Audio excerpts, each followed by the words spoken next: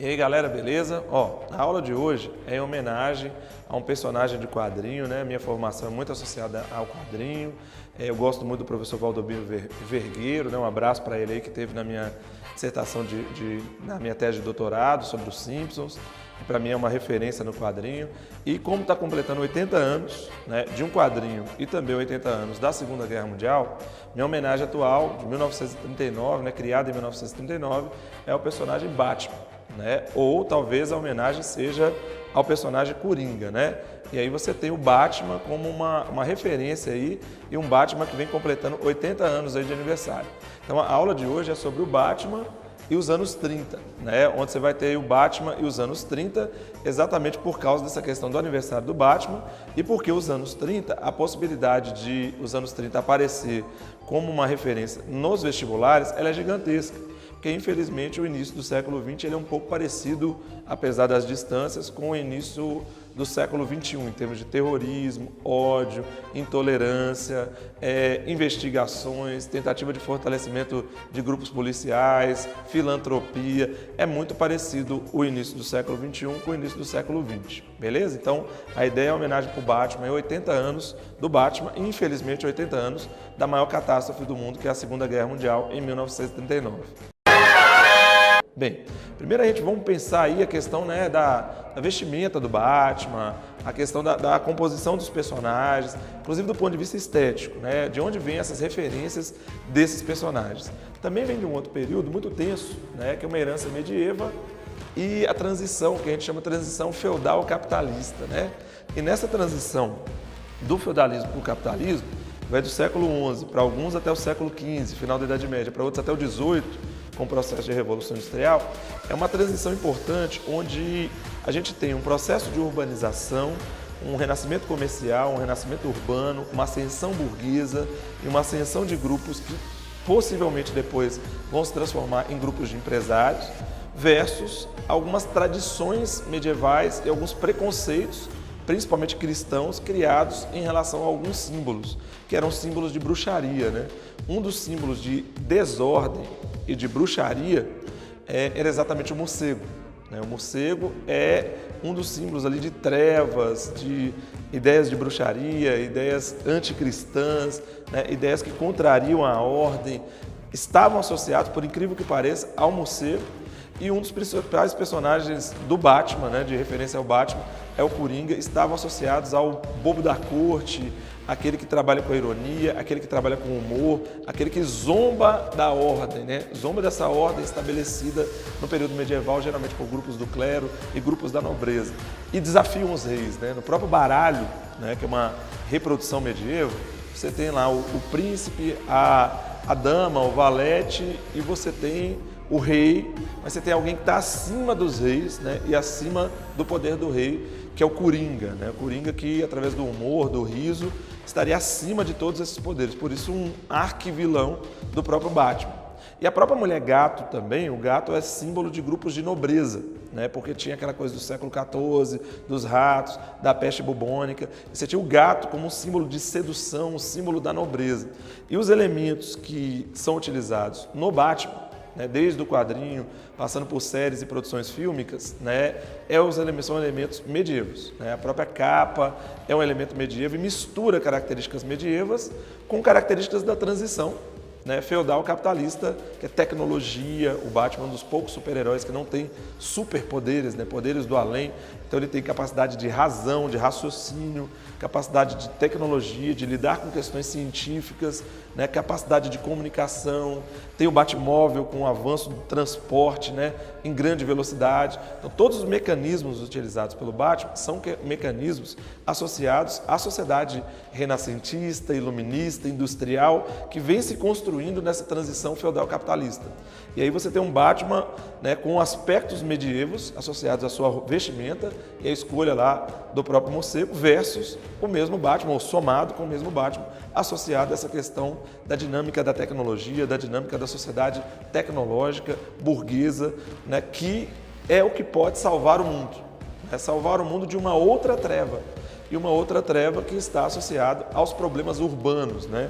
O renascimento comercial urbano, e principalmente a Revolução Industrial, fez com que o mundo passasse por um período de abismos. Por um lado, você tinha tecnologia, o avanço tecnológico pode gerar conforto, pode gerar até proteção, é a ideia do Batman. Por outro lado, você tem problemas urbanos como assaltos, como sequestros, como terrorismos, que é aquilo que o Batman procura através da defesa da justiça, da defesa da ordem, num caráter quase que investigativo, combater. Porque aos 10 anos, o personagem, criado em 1939, teve na história em quadrinhos um assalto. Estava indo no cinema, veja que aí já tem um diálogo com o cinema, estava indo no cinema com sua família e teve um assalto em qual o pai e a mãe foram mortos na sua frente. E aí ele jurou, também numa mistura de sentimento de vingança, por isso que o Batman mostra características positivas e negativas, ele jurou que iria fazer justiça. E aí o Batman procura fazer justiça, contando com o comissário Gordon na cidade de Gotham City, que é uma representação ali dessas contradições de ambientes urbanos, onde você vai ter o Batman enquanto justiceiro, enquanto investigador, enquanto detetive, enquanto alguém que busca usar a razão para tentar combater o crime, combater e defender a justiça. Essa é a mímese ali da história do personagem Batman que procura na cidade de Gotham City estabelecer a paz, mas muitas vezes entra em conflito com o próprio comissário Gordon, que é da polícia, porque às vezes o Batman quer ter ações para além do que a justiça ou do que as leis procedem, mostrando um personagem tão dual, ou tão multifacetado, apesar de herói, como a própria ideia de Idade Média morcego e de tecnologia, avanço urbano anti-Idade Média, que seria das luzes iluministas. O Batman mescla essas duas características aí enquanto personagem. Então, aspectos da questão da herança medieval e do capitalismo são muito importantes para perceber a filosofia da composição do personagem Batman, que é sucesso dos quadrinhos e dos seus personagens secundários, que em algumas atuações se transformaram em personagens quase que principais, No Batman Cavaleiro das Trevas, o Coringa foi o personagem de destaque por causa da performance, sem dúvida, no filme. E tem vários filmes do Batman que personagens como Charada, Pinguim, acabam tomando a cena e de vez em quando você fica até na dúvida se você gosta mais do herói ou do anti-herói. E fica até na dúvida se o herói não é um anti-herói ou se o anti-herói não é o seu herói, cujas imagens são tão marcantes que em São Paulo, por exemplo, você não pode, eu não uso essa camisa do Coringa em São Paulo porque passou a ser pessoas que matam policial.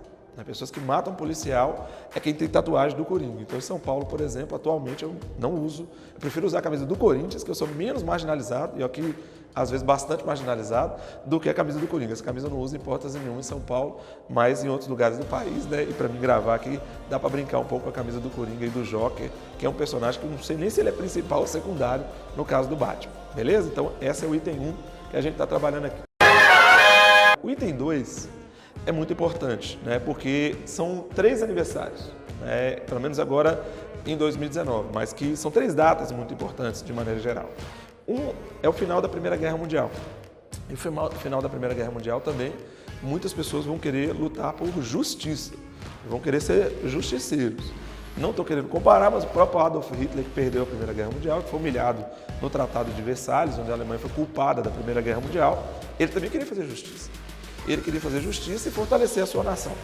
E para fortalecer a sua nação, eu diria que a mãe do nazismo nem é Hitler, é o próprio ódio fomentado pelo período de catástrofe, pelo próprio imperialismo que o Batman faz parte, pela própria busca de matéria-prima, mão de obra barata, mercado consumidor e pelos próprios empresários que financiaram o nazismo, empresários que financiaram também o socialismo e empresários que financiaram as democracias liberais.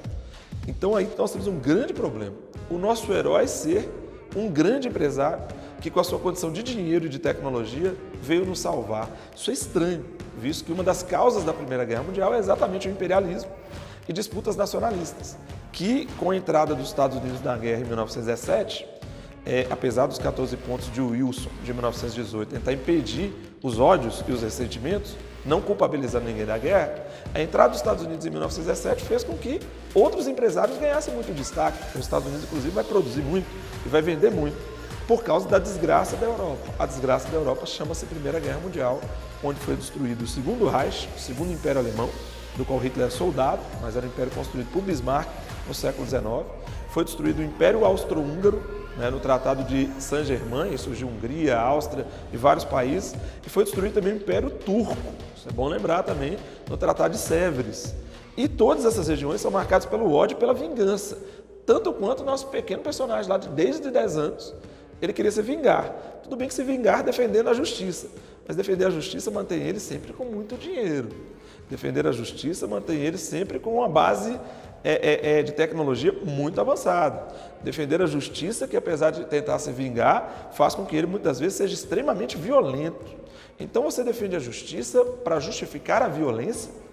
A defesa da justiça ou a defesa das leis é uma forma de justificar a violência e justificar a intolerância, né? E a própria violência do próprio Batman, e às vezes até do Robin, que também tem heranças medievais do Robin Hood, que é da Idade Média. É isso que é defender a justiça? Defender a justiça é você não revelar sua identidade? Não sei. Repito de novo, estou brincando um pouco com a ideia de herói e anti-herói, mas o Batman é esse, o defensor da justiça. E em nome da justiça morreu muita gente. Só que de uma justiça nazista, ou neste caso aí da Primeira Guerra Mundial, de uma justiça alemã, de uma justiça francesa, e é bom lembrar do revanchismo francês como uma das causas da Primeira Guerra, também ódio, né? E da justiça americana, que entrou em 1917, definiu a guerra ao lado dos Estados Unidos. Estranho, né? Essa ideia de defender a justiça e usar a violência para defender a justiça. Pode ser que alguém tenha como missão da sua vida ter um ódio contra essa pessoa. E pode ser que esse alguém, inclusive, não se importe muito em queimar dinheiro. Não sei se vocês assistiram o Cavaleiro das Trevas, mas os bandidos até ficaram achando estranho. Quando eles conseguiram roubar o banco, o Coringa queimou todo o dinheiro. Pode ser que alguém tenha ressentimento também do Batman, do mesmo jeito que o Batman teve ressentimento dos bandidos. E pode ser que o objetivo desse alguém seja eliminar o Batman ou aterrorizar a cidade de Gotham City e o próprio Bruce Wayne. Esse alguém é o Coringa, né? Alessandro, então você está dizendo que o horror da guerra, o imperialismo, e mesmo algumas ações que se dizem filantrópicas, deu base para o terrorismo? Deu base para o terrorismo. Porque se o Batman se vingou dos assaltantes que roubaram sua família, que mataram seus pais, o Coringa também tem traumas, né, não muito bem explicados no início do quadrinho, mas que geram interpretações que são de frustrações e de fracassos, do qual também ele não tem a menor simpatia pelo Batman. E pode ser que ele não queira dinheiro, pode ser que ele não queira administrar a cidade de Gotham City, pode ser que ele queira destruir o Batman, né? Então o Batman é um Cavaleiros das Trevas ali, mas é muito importante a gente lembrar o período da Primeira Guerra Mundial, que o Hobsbawm chama de Era da Catástrofe. Então é um momento que os homens estão produzindo armas com avanço tecnológico para se autodestruir.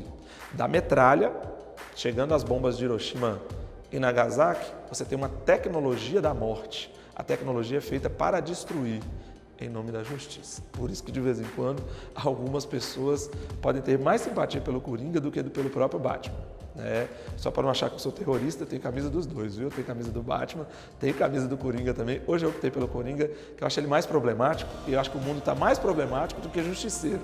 Então, por isso que eu optei por trazer o Coringa aqui como uma referência aqui, né, de um panfleto, né? Um panfleto aí que é a própria camisa.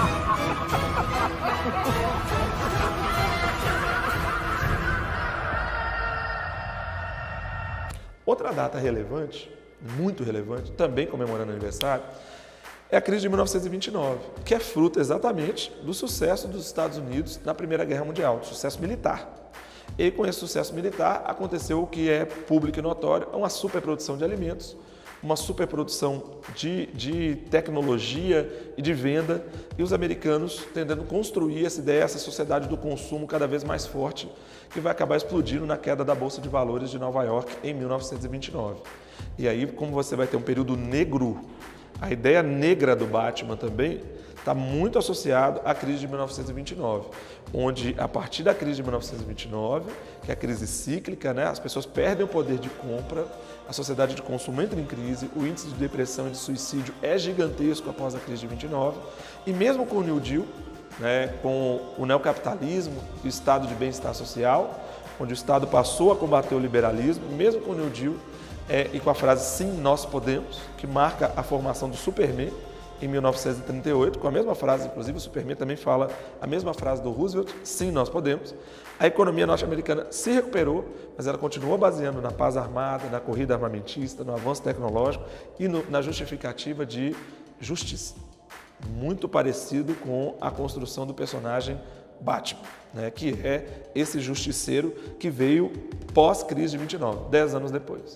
O problema é que esse mesmo justiceiro vai ter problema com as mazelas deixadas pela crise de 29. Ampliação da desigualdade social, ampliação do crime organizado. E talvez esse próprio crime organizado é que tenha contribuído para a morte do seu pai. Então, o ambiente urbano, ele é violento em Gotham City, mas ele é violento também em Londres, ele é violento em Paris, ele é violento em vários lugares, mesmo com o estado de bem-estar social.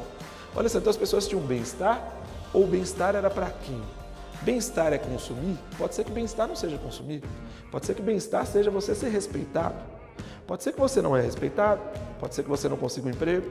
Pode ser que as pessoas deem risada de você e você seja humilhado pelo riso. E se você for humilhado pelo riso, pode ser que você se torne uma pessoa incontrolável, violenta, que quer destruir o Batman e quem estiver na frente dele.